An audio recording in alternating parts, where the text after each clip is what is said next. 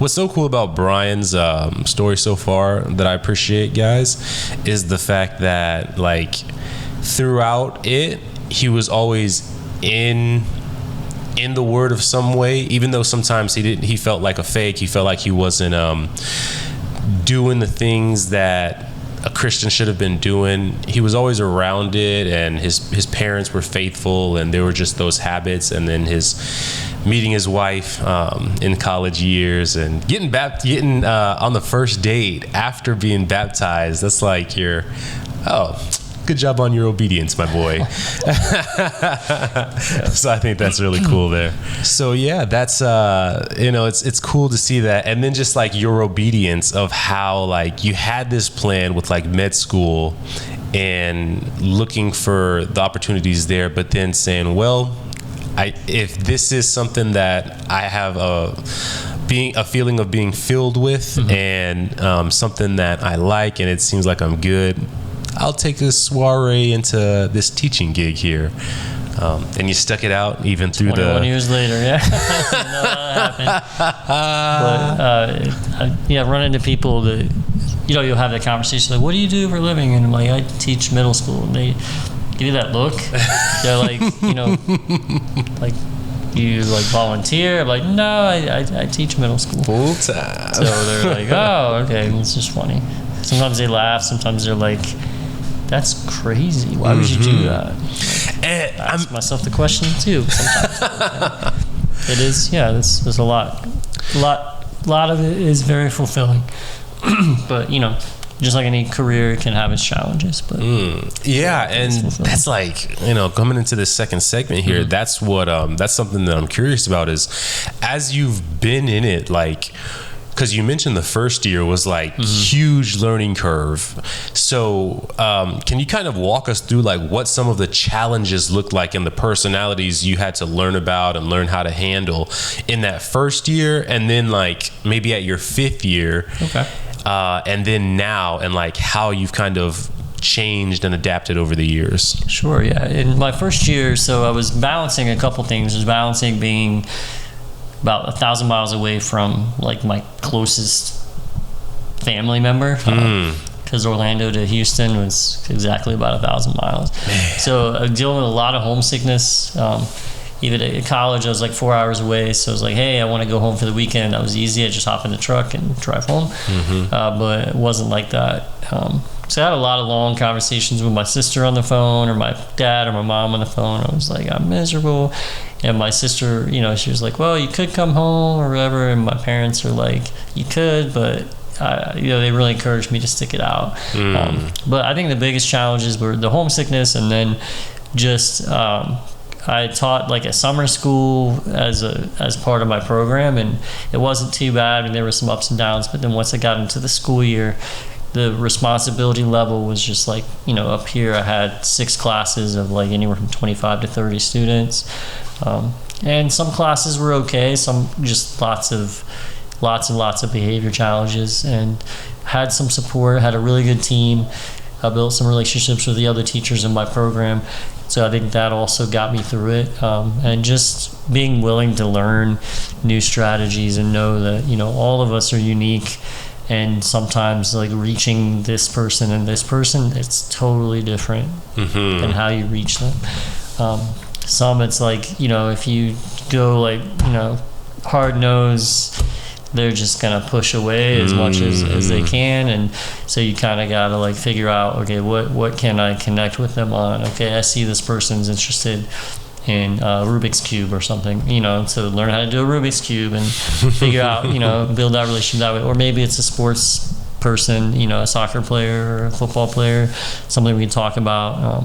So just, and it didn't work all the time. I mean, there's some students that they built a relationship maybe with another teacher and connected with them, but maybe never with me. And I kind of also had to accept that, like growing up, like you have your teachers you connect with and others you don't. And I think learning to accept that and just having that, like, okay, you're gonna still do what you need to do in this class.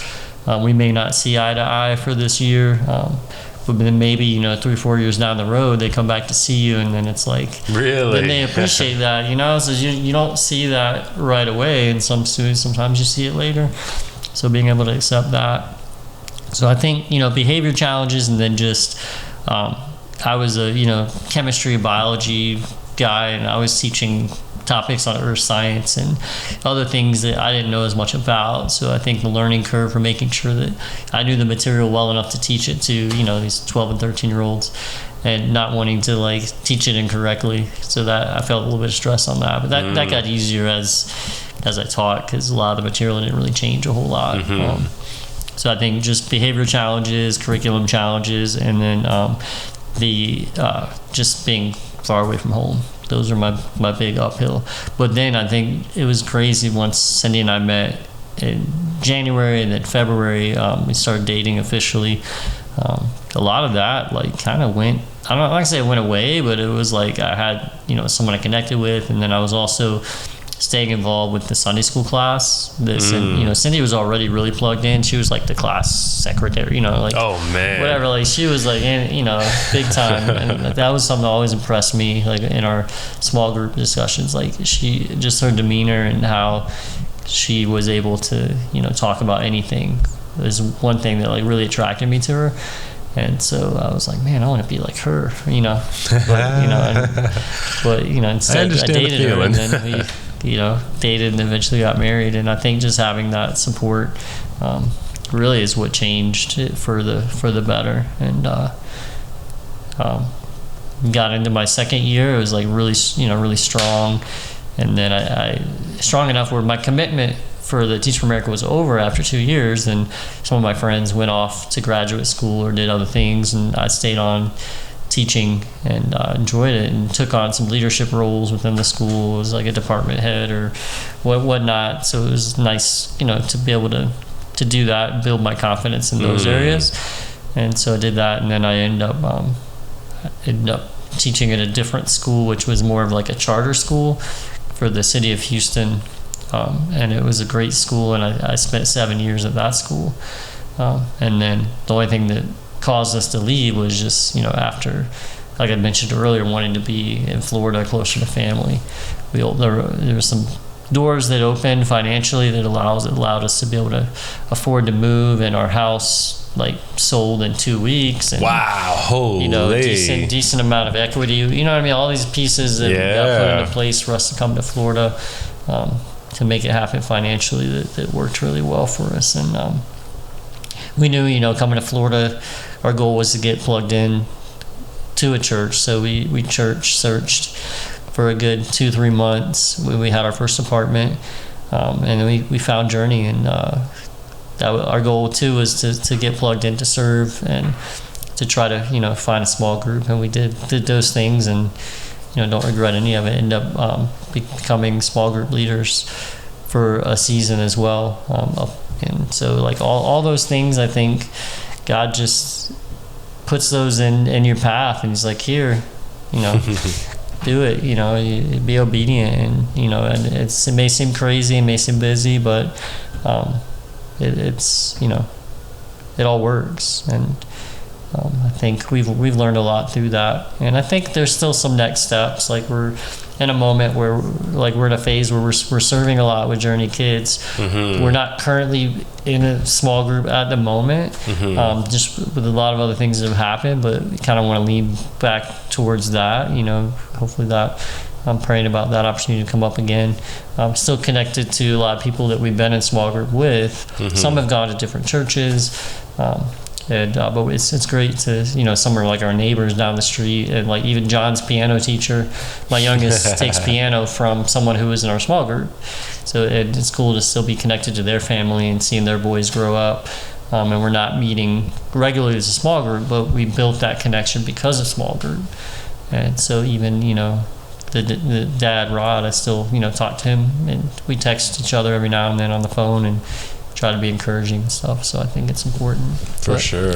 Just having this conversation makes me realize, it's good we need to do that even more, because anytime we do, and when we're intentional about it, it's like you're always grateful that you did. You know, it's like when things are busy, you never look back and you're like, I don't know why I did that. I should have been doing that. You're like, thank you God that I managed to get a moment where I can be with these people. Yeah, it's because you don't, like, I should have, spent another hour watching that TV show with my wife, versus like hanging out or having a conversation with someone from small group or having friends. Like, you never ever ever regret those things. But you have to remind yourself that you don't, to make sure that you're making the time to do it. So definitely, I think that's important. So when you look at the time that you were spending there, and like you were like setting foundation, making it so that you had like a good base here for you to, because you said that it was your second year that you guys moved here from your first like year of teaching, because you were in a place, right? So we spent we stayed in Houston. We stayed because I taught 5 years in my first school. Okay. We're in Houston 12 years. Okay. Before we moved to Apopka. We met 2003, married in 2004, and then we moved to Apopka 2014. Gotcha. In that time frame, we had also is when Cindy's mom passed away in 2010. We had Blake, and so having a new child, came with all kinds of joy, and then with his cleft palate, he had 2 surgeries before we even left Texas. So we were, blessed with good insurance and able to cover that. But still, there was some expense with that.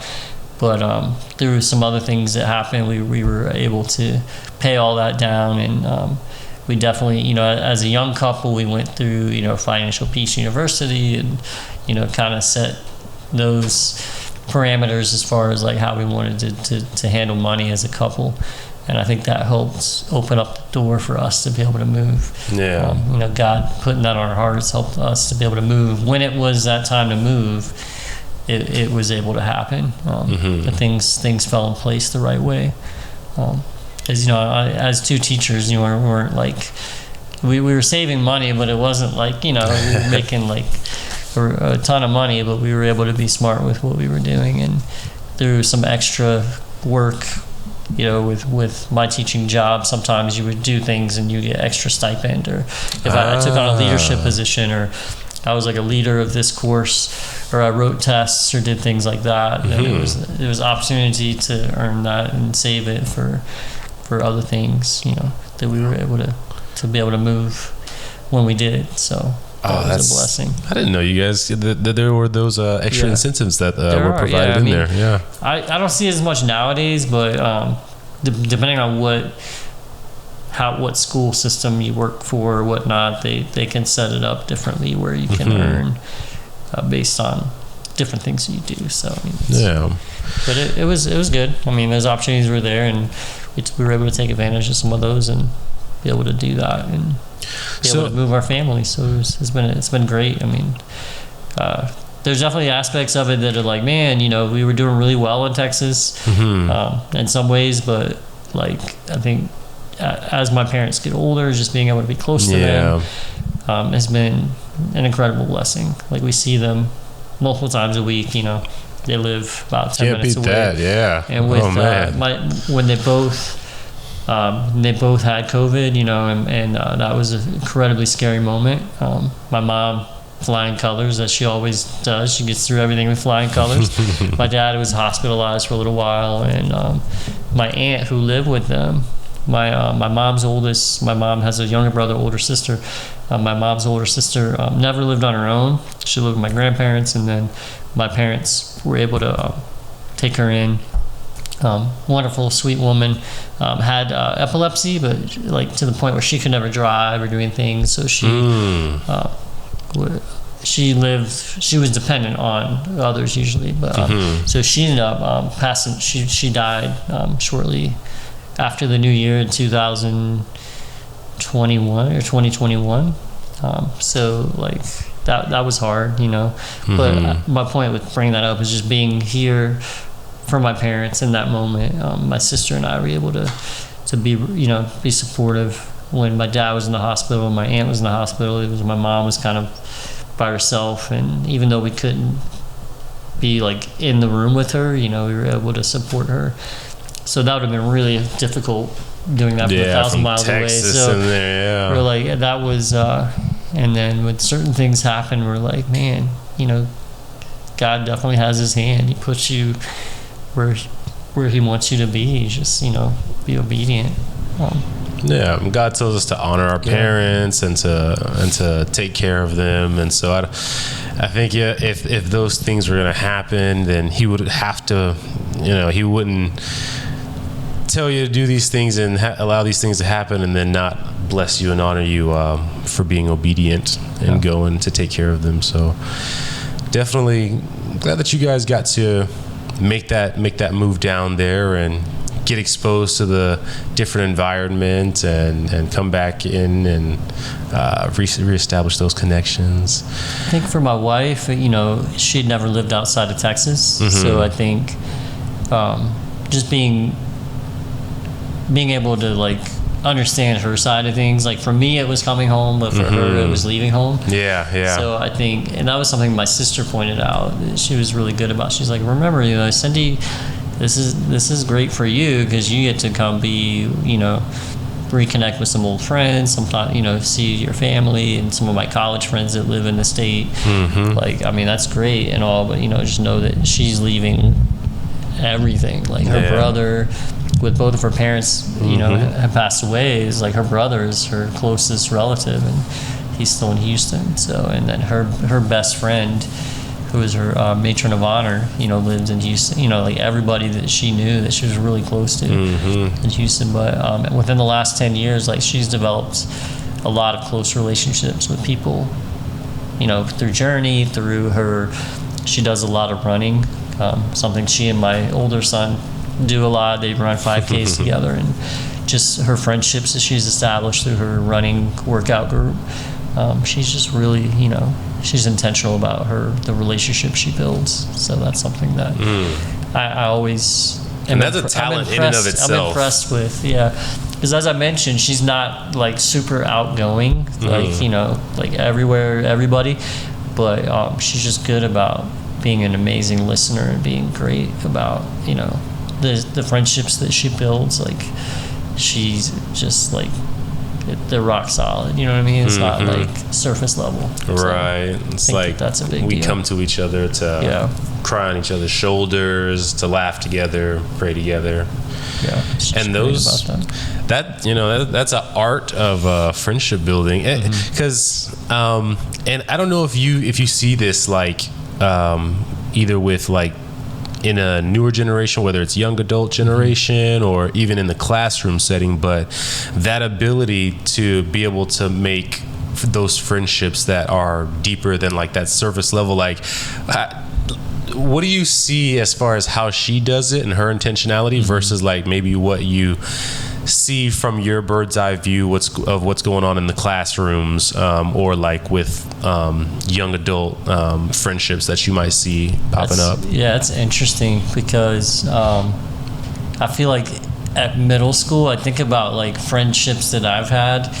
I can't even think of a good friend from middle school that I still have, because I feel like you're just in that weird place in your life and you're trying to figure it all out. So it is really interesting to see how friendships change just day to day. Right. I even noticed it the other day, or last week of school was last Friday. There was a student, and I just noticed in my last period of the day class, she's usually in the last week of school we're done with testing. It was 5 days of we did some fun stuff, built rockets and launched them, and whoa, that's awesome. We played some games. Some of my kids are really into chess now, and so we were playing some chess. But I noticed she was just very withdrawn, and the little circle group of friends that she was very close to all year. And I checked in with her. I said, "You doing all right?" And she's like, "Yeah."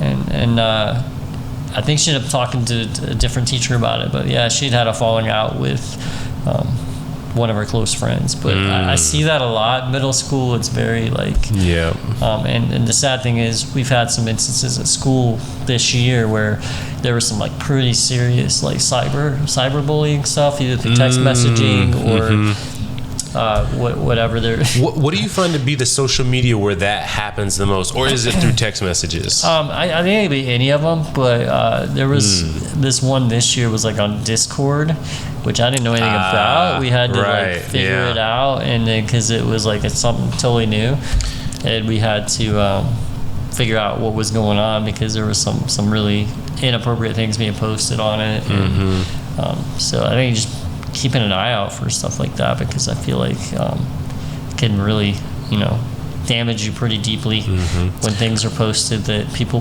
one person thinks is funny and the other person it's not funny at all, and it's very rude. I mean, it's a good point, because even my little brother, he's on a Discord, and he's on in multiple servers with different sets of different groups of friends, and you kind of just assume, oh yeah, my child is on this thing, and it's just a little, but in these servers you can set up you can post audio clips, video clips, images. You can edit things from outside and import it easily. And like the tech savviness is just super made easy to do, and so it's nothing for kids now in middle school. Like I'm still learning how to do stuff on Discord. I'm learning how to just do like day to day. I'm like, I can put this video clip into a Google slide for a lesson, but I mean, other than text messaging in our family group chat, like add a video or whatever that is, where you can add a funny like GIF, sorry, showing my age. But like other than beyond that, like I'm glad I have a 12-year-old son that is super tech savvy, because I'll be like, dude, like Blake, like show me how this happens, or how you do this or whatnot, because I feel like so much of it.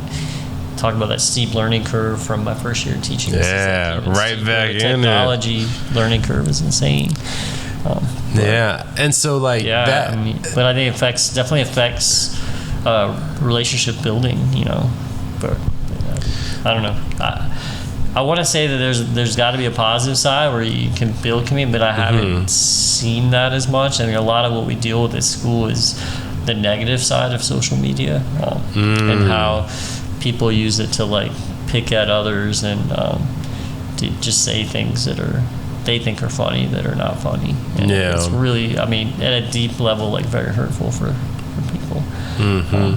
Because in a way, it can affect them differently, because like, let's say with something like Facebook or Twitter or whatever, it's like everybody can follow each other and friend request each other, and then you can post on the wall and tag a person, and you can still get their attention that way. But like, there's something about a Discord server, and like when you're in that, it's supposed to be the people that you have such a connection with that that it's like, oh, you made it into the server and like you're a part of it. So then to have the people in that group who's supposed to be like the close group of put something that could be hurtful, it's like, if it's just on Facebook, it's like, whatever, everybody follows everybody just to know what everybody's doing. But on Discord, it's like, oh, we're supposed to be the homies, and man, you're posting all these, whether it's images or voice clips or whatever it might be, memes, GIFs of something embarrassing, and it just it transforms it into this more like, I don't know. It feels like it's a lot more personal in a Discord server. I have no familiarity with it other than it's like another method of connecting with people with images and memes and things like that. But I didn't know much about it. I didn't even know it existed until this year.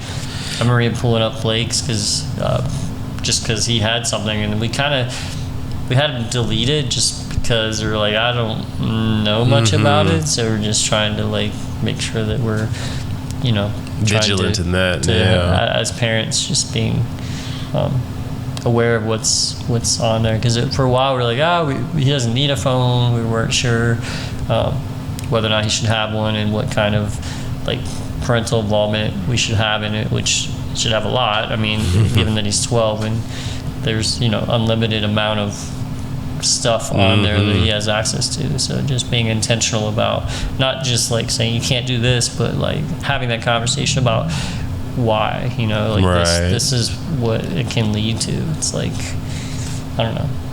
in my generation, I felt like, you know, you could be exposed to like a magazine or, you know, you're at a friend's house. And but even then it was like difficult to like share that magazine. You had to like take the risk of like putting it in your backpack and like shuttling it to school. And then you had to like pull it out in class and it was like, oh, you might get caught. Right. So it's like, too much work. But like when you can just like screenshot something and then send it to your own email and then upload it into Discord, it's like a whole different beast. Okay, so when you started teaching 21 years ago, 2002, like so on the bullying aspect that's changed, but like how does that look in the schools? Does it look like there's less in-person fights and now it's more just like kids showing up looking sad and like a little depressed, or like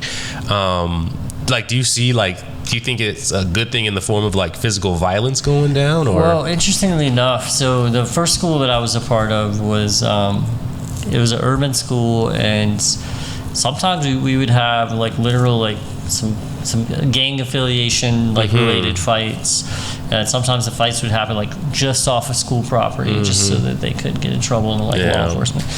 So I mean there was our share of fights, and then the second school I worked for was it was almost like a private school in that like the expectations for conduct were like really high. I remember my first year there, we had two students. I was teaching 6th grade at the time.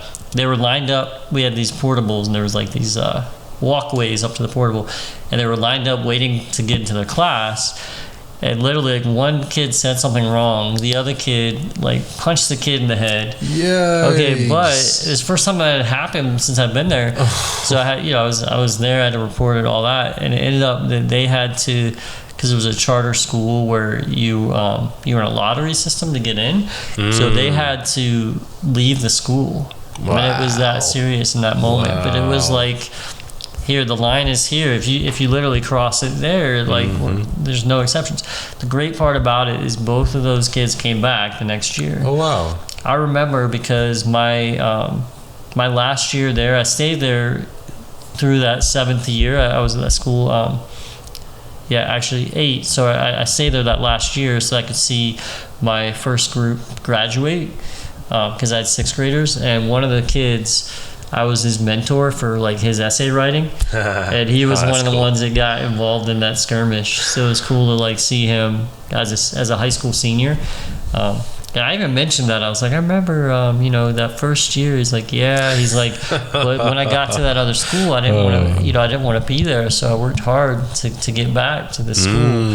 And so having that high expectation, like, really said something to him. When I came back to this area, and I was in a much bigger public school.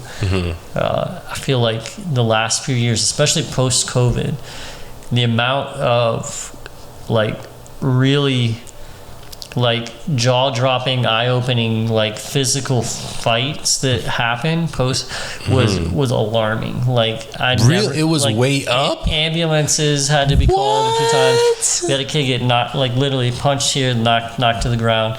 Wow. So I thought everybody would have been like hugging, like, good to see you, man. So, and I think like that there's just tensions between students, or maybe student groups, that have just really come out after COVID.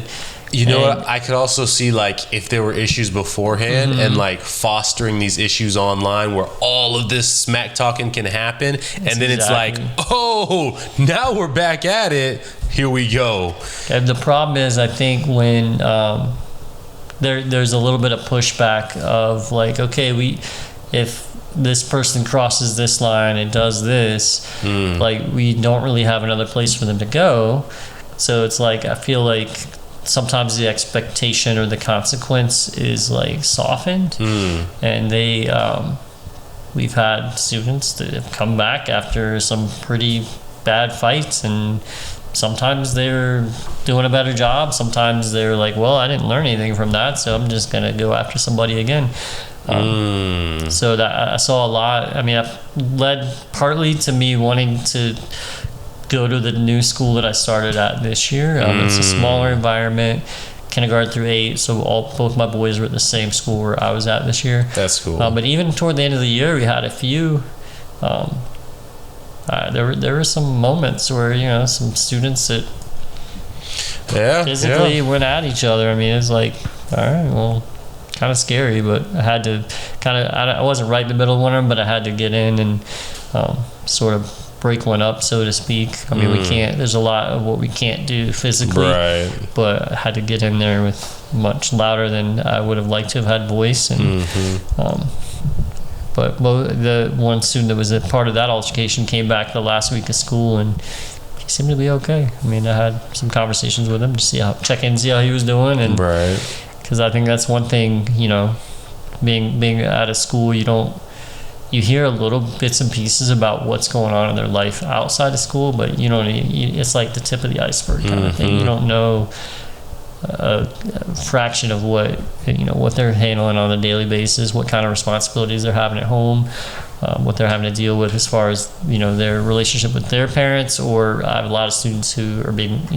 raised by their grandparents or whatnot. It's tough, like things that they're dealing with every day of their lives. School is a security blanket. And interesting, I heard something the other day. A lot of times when students start acting out at the end of the year, a lot of it is because they see that security blanket about to end. So it's like just something that happens, not even that they know that they're doing it, but they're like, okay, well, and I also know that school is about to come to an end. So I remember in school, a lot of guys, they'd be like, "Oh yeah, we're gonna get them on the last day of school." So I think for some of them, it's that thing of like, "Oh, we have this thing where we know that we'll be in a lot of ways accountable for the rest of. Oh, if we do something here in January, we're gonna be held accountable. Suspensions or whatever, this or that for the next 4 or 5 months." And then like the veil lifts and they're like, "Oh, the last week or two last month, what are they gonna do, suspend me at this point?" We had a couple that went home for the rest of the year because they had a fight, and then there was 10 days left in the year, so they didn't come back for the last 2 weeks of school. So but it is interesting because you would think the fighting would possibly go down and it'd be more online, but I feel like one might fuel the other as well. It's like, hey, you did this on the screen or whatnot or said that. And I feel like the school I'm at now regulates cell phone use so much more than my previous school, because my previous school was so big and felt like they had so many more issues with theft of cell phones and things like that when they try to regulate it, keep it away all day, that they didn't really regulate it as much. And so anytime there was a fight, usually it was on a video somewhere, because the kid would pull it out and video it, but then the admin would get the video and then would help with how they handle the consequences. They had all the evidence. So goofy, they tell on themselves all day, right? But with the school I'm at now, they very much regulate, okay, you can't have your phone out between the first bell of the day and the end of the day. And some of our kids that came from the other school were very much they didn't want to be at our school because they're like, oh, it's too much regulation. You can't take that away from me and whatnot. So anyway, it's interesting just to see how that has shaped things, with just access to any content at any point, and then use this computer that you have on you all the time. It's super powerful. You can, and the good or the not so good. What's I'm sure that now there has to be a delta that's sort of forming where it's you can see a clear distinction between the students who allow themselves to get involved with all the, because usually there's very distinct crowds that you can clearly spot out of oh yeah, this is definitely the crowd of the doers over here who's always on the Discord and the Facebook doing something, and then does it look like that distinction has become more apparent, or is it kind of seamless in there still, similar to before? I don't see that distinction as much. I mean, we have some students whose parents are very strict and they don't have a phone at all. Mm-hmm. And I feel like sometimes they see themselves as kind of like being out of place because they don't have as much to talk about. And yeah, it is interesting, but like I don't see the phones as much during the day anymore. So, but as far as like those that are getting in trouble on it, like you hear about it because you hear through administration like that this is happening or that this happened, and they have to deal with it as a school problem because it's dealing with like students at the school, even though the actions are happening outside of school through their apps or through their messaging. They still have to handle it like as a school problem, right? Yeah. So those are the ones that I hear about, and it hasn't, like this year hasn't been as much. I feel like the last few years before this year there was a little bit more, but a lot of that, I'm in a school of 250 middle schoolers versus 1,500. Mm-hmm. So because we're kindergarten through 8 and we have one floor middle school, so it's we still have some issues that arise, but on a much like smaller scale. But yeah, I don't see as much like where like you're talking about like there's a distinct. Yeah, I was just wondering, you know, if there was like those that have no phones and they never get into any type of trouble, and then the ones with them are always in trouble.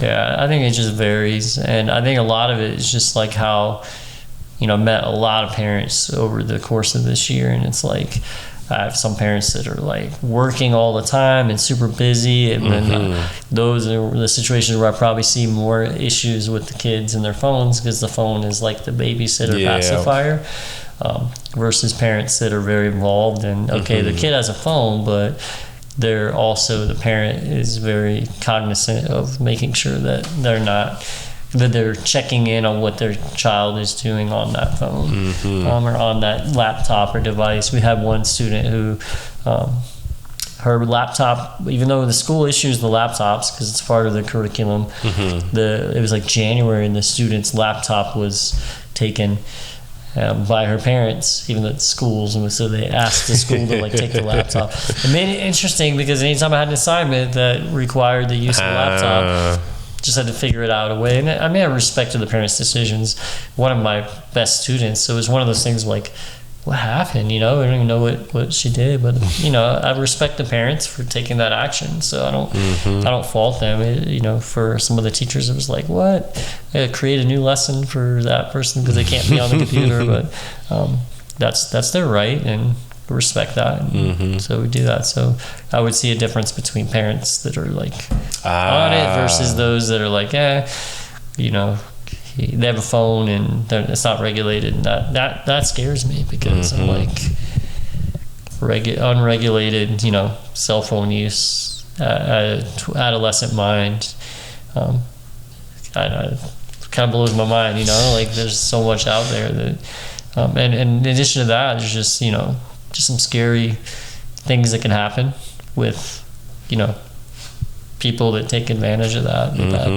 That scares me the most, you know, someone that's young and, you know, middle school age and vulnerable, and, you know, someone can pretend to be whoever they want to be, and then someone latches onto that. It's just that seems to be the most frightening. I mean, yeah, content that they can have access to is bad, but that would be like worse, you know, something were to happen to them, and because of that. So just encourage all parents to, you know, regulate that. You know, it's not a bad thing for your child to have a phone, but, you know, I would, as a parent, you know, very much stay on top of that. Yeah, there's it's like, as a parent, and I've been considering this more having recently gotten married and all that, like, man, I'm pretty sure I'm like 95% sure I want to do homeschooling for my kids. Okay. And then it's like, okay, well, since they'll be homeschooled, like, it'll make sense to like give them the phone and this and that and things like that. And, you know, I see some kids at the middle school when I do Sunday nights, and it's like, wait, so he's homeschooled, but he also doesn't have his own cell phone. I wonder, like, what's the reason of that? Like, is it to just really make sure, like, in addition to like not having the public school system affect the child, that also it's not like so much downtime and exploration time, just making sure that can't happen. And so like as far as that parsing, there's so much in the way to consider, because like content and then also like opportunity of exposure. And so I just find it to be a very interesting like new equation to do, versus like, I remember as a middle schooler like getting the flip phone and it's like, oh, I can play Snake on it and like send some text messages, but that was it. I couldn't imagine being like so hyper stimulated and having so much clear content, like playing Snake and sending messages and like texting girls is what I used to do on the phone. But if I could pull up videos of, I don't know if you know who Andrew Tate is. Any of that, like podcast stuff, like just all these things that could be so interesting. Like I can imagine how differently that experience would have been for me as a person going to school. I see it in my own son, just the amount of, he's like a fact absorber like I was as a kid, but like sports stats, whatever, it's like, I want to absorb it, and things that he remembers, and so it's like, it's like they're a sponge, hopefully making sure we're sponging the right things. Right.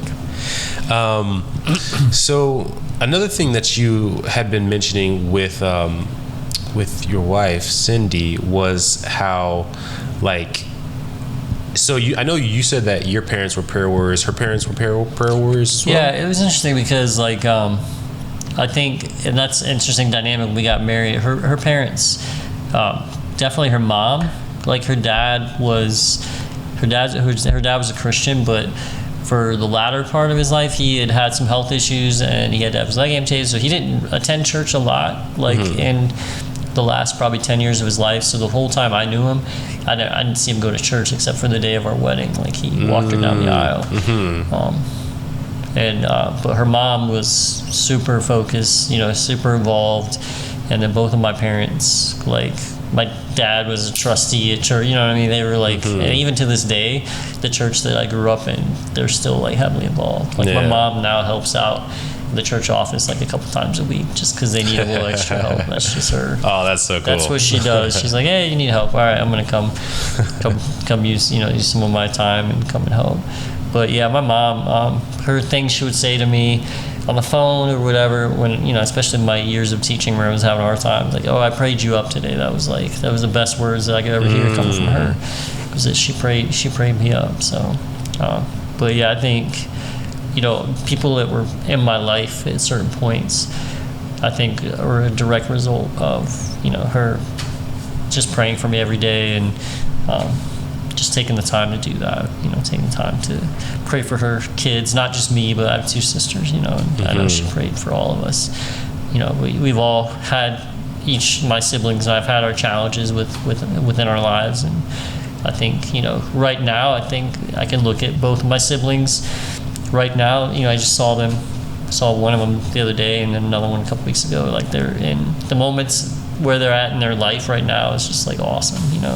A lot of that has to do with the prayers that both my mom and my dad do, and even to this day they read together and they pray and do devotionals together, and they're in their late 70s and stuff. So it's pretty awesome. As an example, we as our own family, we do that. We sit together each night, even when the boys are pushing back about it. I told you about how they argue. Yeah. Who's gonna pray? Both boys, they want to one-up each other. So now the thing is okay, you're gonna read the verse, I'm gonna read the devotional story, and then I'm gonna pray. But they kind of take turns with that. But now it's like a competition.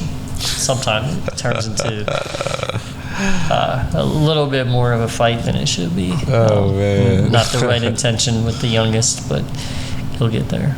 So.